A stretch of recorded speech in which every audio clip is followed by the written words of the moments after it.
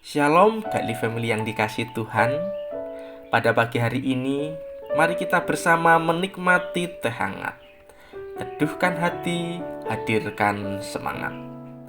Pembacaan firman pada pagi hari ini diambil dari 1 Korintus pasal yang kedua ayat yang ke-12 sampai 16. Namun kita hanya membacanya pada ayat yang ke-14 dan 15 saja.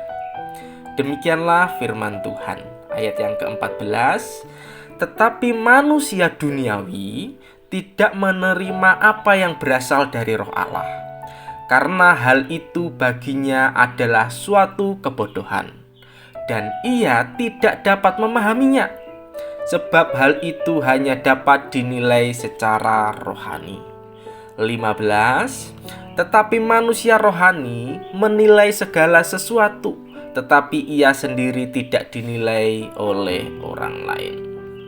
Saudara yang dikasihi Tuhan, mungkin kita pernah mendengar cerita tentang seorang kakek dari India yang bernama Dashat Manji, di mana beliau berusaha membelah gunung selama 22 tahun.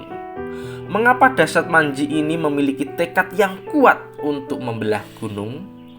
Hal ini disebabkan karena dulu ketika istrinya sedang sakit, ia harus membawanya ke rumah sakit yang jalannya harus mengitari gunung tersebut sepanjang 70 km.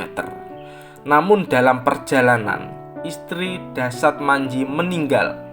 Maka dari itu, ia memutuskan untuk membelah gunung dengan tujuan ketika ada orang yang sakit di desanya, secepatnya dapat dibawa ke rumah sakit untuk mendapat pertolongan. Tentu dalam proses membelah gunung tersebut, banyak orang termasuk warga kampungnya yang menghina dengan menganggap gila atau bodoh karena menyia-nyiakan waktu dan tenaga untuk melakukan hal yang mustahil dan sia-sia. 22 tahun kemudian, Dashat Manji menyelesaikan pekerjaannya, sehingga ketika warga kampungnya sakit, dapat secepatnya dibawa ke rumah sakit dengan melintasi jalan yang ia buat dengan ditempuh hanya 1 kilometer saja.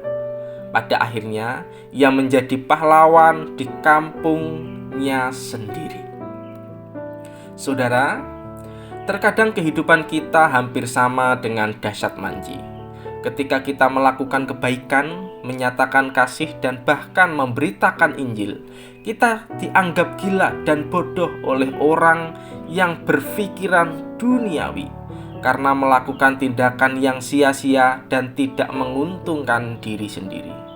Mereka berpikiran demikian karena tidak dapat memahami hal-hal rohani seperti pekerjaan Kristus di kayu salib, tidak mengerti apa itu kasih dan kepedulian, tidak tahu rencana Allah dalam hidup manusia pada masa depan, atau tidak mengenal Tuhan secara lebih mendalam. Hal ini terjadi karena mereka adalah manusia duniawi dan Roh Kudus tidak ada dalam diri mereka. Kita adalah umat Tuhan, di mana Roh Kudus tinggal dalam diri kita. Maka kita tahu dan memahami pekerjaan Tuhan dan apa yang harus kita lakukan, sebab status pribadi yang rohani melekat pada diri kita. Maka dari itu, pertama, jangan berkecil hati jika perbuatan kerohanian kita dianggap sia-sia oleh orang lain. Kedua, mari kita terus menumbuhkan kerohanian kita dengan menjalin hubungan yang baik dengan Tuhan. Ketiga, mari kita harus melakukan dan membicarakan hal-hal yang rohani sehingga kita saling menguatkan sesama umat Tuhan.